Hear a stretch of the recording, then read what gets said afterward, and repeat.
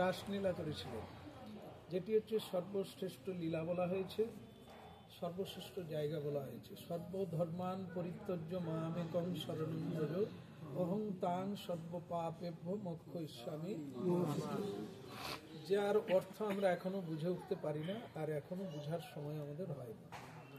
সুতরাং এই জায়গায় ভগবান রাসলীলা করেছিলেন, যে লীলার আমরা জানি শুধু নৃত্য করেছিলেন সেটা নয়, পরম প্রাপ্তি, যেখানে মানবের সব শেষ, সব কিছু দিয়ে ভগবত তত্ত্বে লীন হয়ে যায়, ভগবানের সঙ্গে লীলা করতে চায়, সেই ভজন, সেই জায়গাটার নাম হচ্ছে বংশীবট।